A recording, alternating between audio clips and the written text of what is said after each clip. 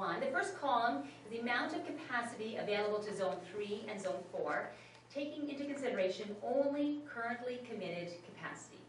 And the second column is the amount of capacity available to Zone 3 and Zone 4, taking into consideration the capacity required by currently known developments in the long term. There's no allowance for unknown development in this calculation. So if you can't see those numbers, the currently committed capacity, the amount remaining would be 1,032. And if we take into consideration all the long-term capacity needs of known developments that have already been communicated to us, the amount of capacity available is 212 cubic meters. In light of the fact that Zone 3 and 4 would require 1,322 cubic meters on the basis of conservative calculations, it does not appear that there is sufficient room in Lambton Shores' portion of the full build approach for Zones 3 and 4 if Lambton Shores accommodates immediate development capacity needs, and certainly not if long-term development capacity needs are fulfilled. There are potentially a few sources of additional capacity. Dillon Consulting's July 6, 2011 report to the Tri-Municipal Board indicates that the Pinery's projected annual average daily flow would not exceed 253 cubic meters, although the agreement between Lambton Shores and the Pinery allows for 470 cubic meters. So the difference between 253 and 470. A change in this amount would possibly free additional capacity. If Blue Water and South Huron withdraw on or before December 31st, 2011, there would be plenty of capacity for Zone 3 and Zone 4, but Lambton Shores would have to carry the financial weight of the $9.6 million facility and its $1.4 million annual operating costs all alone. Also, there would be a surplus of 995 cubic meters even beyond the long-term capacity needs of known development in the plant that can handle 4,659 cubic meters. Next, how will the net cost of the sewage treatment facility to Lambton Shores be financed? Although Council has not decided on a final financing strategy, the current projections suggest that the cost be recovered through a few different methods. 1, the Pinery Provincial Park contribution of $1.45 million for the double train. 2, development charges. 3, connection fees. 4, the current users have contributed to it through the existing sewer rates. And the majority of funds would have to be borrowed, and the best option is a low-interest loan from the Federation of Canadian Municipalities. I believe it's at 2%. Next, what will the impact be on the municipal debt and debt servicing costs? Lambton Shores is currently repaying $21 million for infrastructure and facility projects. $18 million, or 86% of this debt, has a term beyond 10 years for a repayment. Municipalities cannot incur debts in excess of 25% of net revenues. This means that your principal and interest debt payments must not exceed 25% of the municipality's revenues. Lambton Shores' current net revenues are $15.7 million. And 25% of $15.7 million is $3.9 million. 3.9 would constitute our debt ceiling. And Lambton Shores currently has an annual debt repayment load of just over $2 million. Number 4, how will the existing sewer system users be impacted by the new sewage treatment facility? In light of the fact that Lambton Shores Council determined that there would be one consistent user fee throughout the municipality by way of a council motion on October 21, 2002, all residents relying on municipal sewers will be impacted by the increased costs of new wastewater infrastructure. Next, what are the incremental operational costs for the new sewage treatment facility, and how will these costs be paid? The current cost of operating lagoons is approximately $50,000 annually.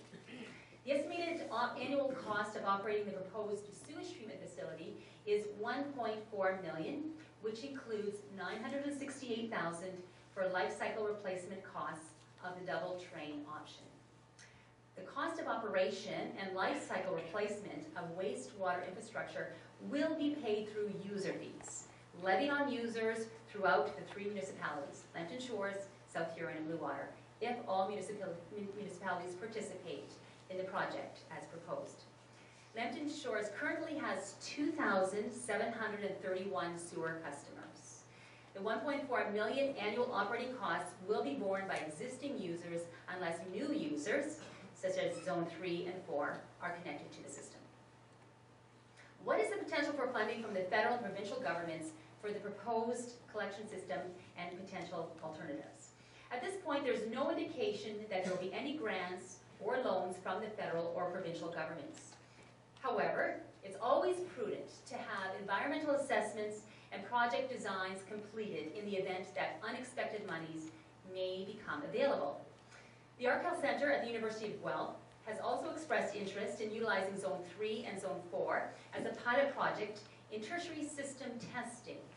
In the past, the ArcHealth Centre has been successful in securing government grant monies for such projects. No commitment has been made with Lambton Shores. What options do Lambton Shores have in financing the costs for the proposed collection systems?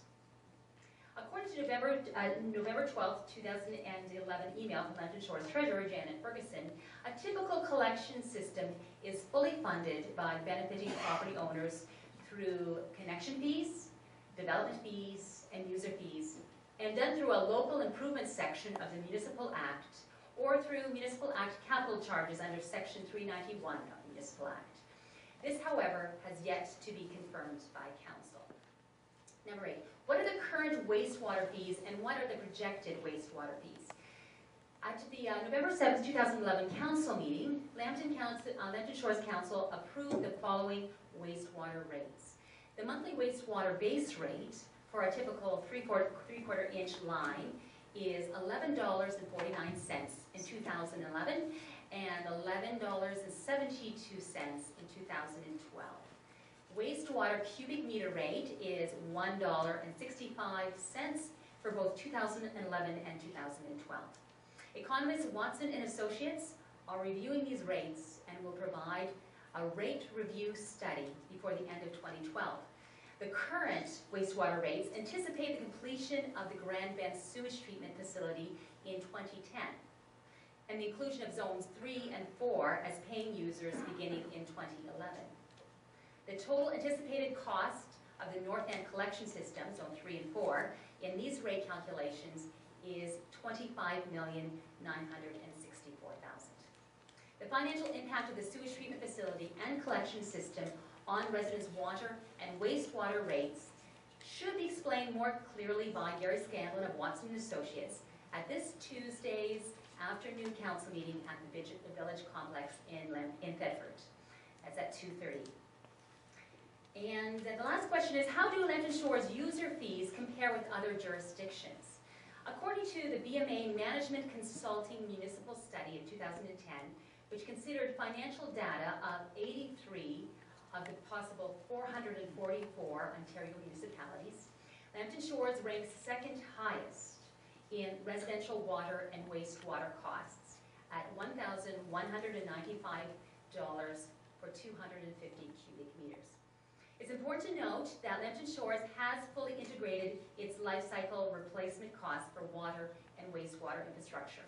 Not all municipalities have integrated life cycle replacement costs for water and wastewater infrastructure into their rates, and this would impact the standing in the BMA analysis. According to the Safe Drinking Water Act, municipalities are required to integrate life cycle water infrastructure costs into user rates. And although it is not mandatory for wastewater systems, it is highly recommended. In summation, there are a number of serious financial and capacity issues related to the proposed sewage treatment facility and proposed North End collection system that must be considered by Council in the immediate future. And Testing 4 would like to thank staff, and particularly Treasurer Janet Ferguson, for their help and cooperation in collecting the information for this